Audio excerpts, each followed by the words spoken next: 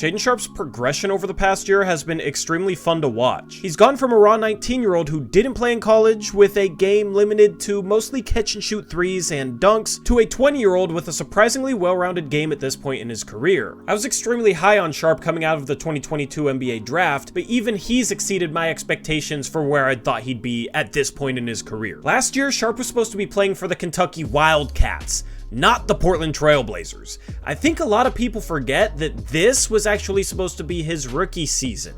He's making that even easier for people to forget given the way he's playing. Now, it was a hot topic of debate whether or not Shaedon Sharpe should start at small forward entering the season. However, with Anthony Simons going down, that became a moot debate, and Sharpe's been thrust into the starting lineup and he's performed. Sharpe has all but doubled his scoring, going from 9.9 points per game last year up to 18 points per game through 4 games this year. His efficiency numbers don't look too great right now, but in a small sample that can change extremely fast. And honestly, it's not so much about the percentage of shots that are going in right now as much as it is about Sharpe having an easier time getting to his spots. Off the dribble, he's playing with a much more deliberate pace and honestly looks like a veteran off the dribble. Given where he was a year ago, where you couldn't trust him to handle the ball hardly at all, it's an extremely impressive development. Part of that is his ball handling does look sharper, and that was an area he needed to improve upon coming into the league. And efficiency-wise, I expect Sharpe to improve. He's shooting a near league average 55.1 true shooting percentage, which includes 50% from 2, down from 56% last year, as well as 34.6% from 3, which is down from 36%. However, he's getting to the free throw line a lot more than he did last year, and he's 11 for 12 from there,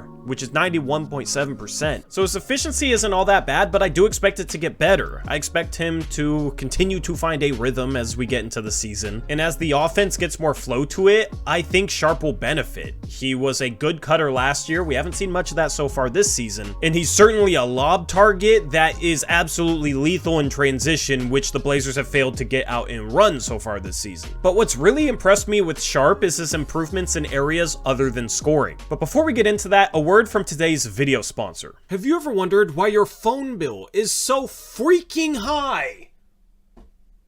Well, let me tell you about today's sponsor, Mint Mobile. You might already know Mint Mobile if you've seen those funny Ryan Reynolds ads. He is the owner.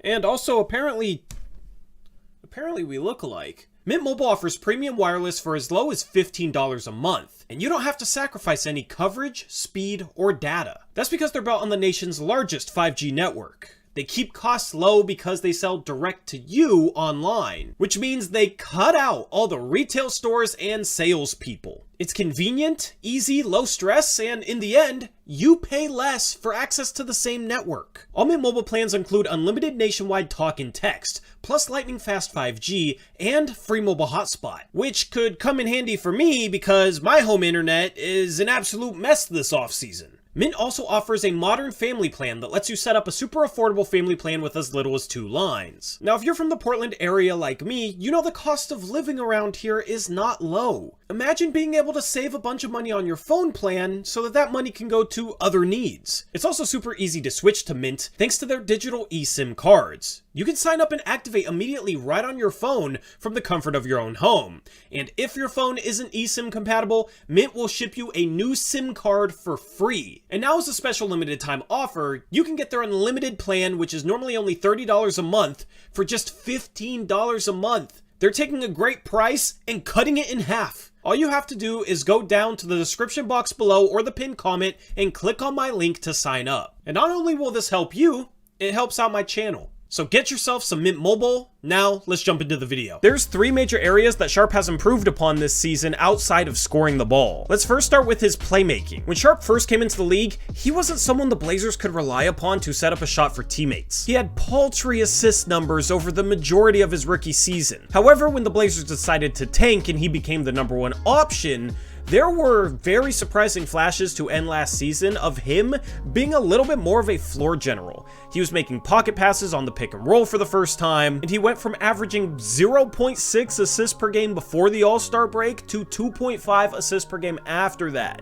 While 2.5 isn't some huge number, that is quite a jump, and it's really something you have to see with the eye test. There were tons of moments to start last season where Sharpe would miss an open teammate, miss an easy kick-out pass. We've seen him consistently get better at making the right read and the right play, whether it's a shot or a pass. Given his rate of improvement in that area and the fact that he's still only 20 years old and doesn't turn 21 until after the season on May 30th, which is actually my birthday, by the way, I can only imagine if Sharpe keeps up this rate of improvement with his playmaking, where he'll be 5 years from now. We've seen a lot of scoring two guards become solid facilitators. Just look at a Bradley Beal or a Devin Booker, and I think Sharpe is on that same trajectory right now. Another major area is his defense. Last season, Sharpe was, in my opinion, one of the worst defenders in the NBA, which should be expected out of a 19-year-old who didn't play college. However, the biggest issue for me was how often he would not only get beat off the dribble,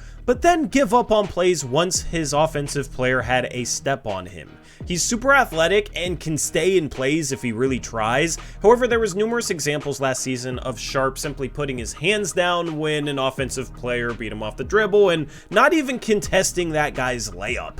I think part of it was Sharpe not wanting to foul. As we know, rookies pick up more foul calls than anyone. They have to earn the respect of the refs in the NBA. However, Sharpe has been much improved with A, not getting beat off the dribble, cutting his guy off and not giving him a driving lane, not opening up the door and so forth. And then B, when his offensive player is able to get his shoulder past him and does have a step on him, Sharpe is remaining competitive as a defensive player and still making life tough for the offensive guy.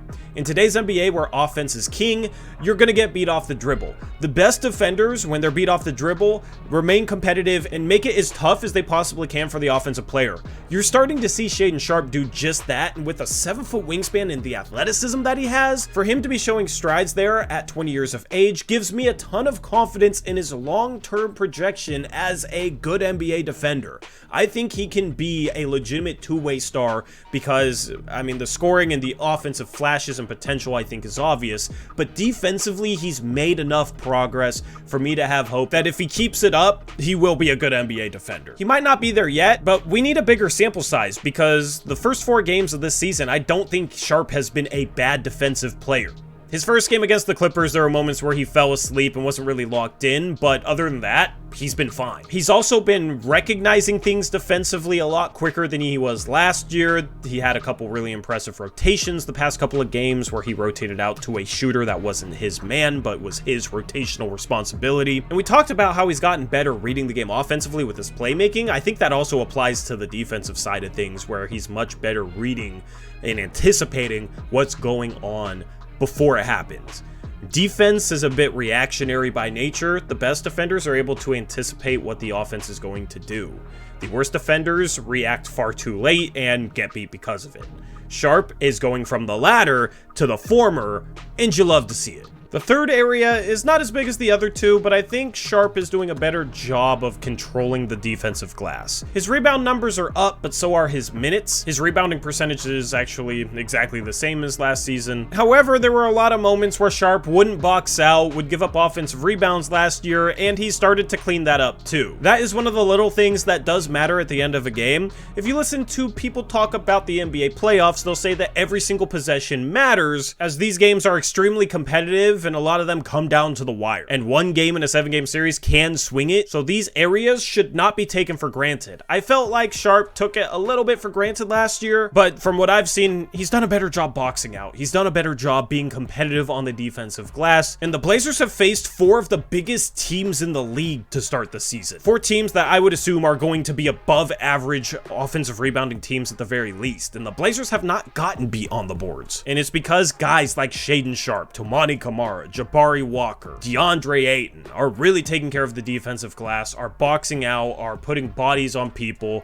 You're still going to give up some offensive rebounds, especially in an NBA that shoots a lot of threes, which results in long rebounds, but I think as a whole, this team has done a good job of boxing out, of trying to keep players off the offensive glass, and Sharpe has had a part in that. So anyway, let me know what you think of Sharpe's season so far down in that comment section below. What are you most impressed with, and what do you want to see Sharpe improve upon next? Really curious to hear your thoughts on him, and once again, thank you to Mint Mobile for sponsoring this video. Check out that link in the description box below to sign up, and with that being said, I'm out of here. I'll catch you next time. Until then, as always, peace out. Go Blazers.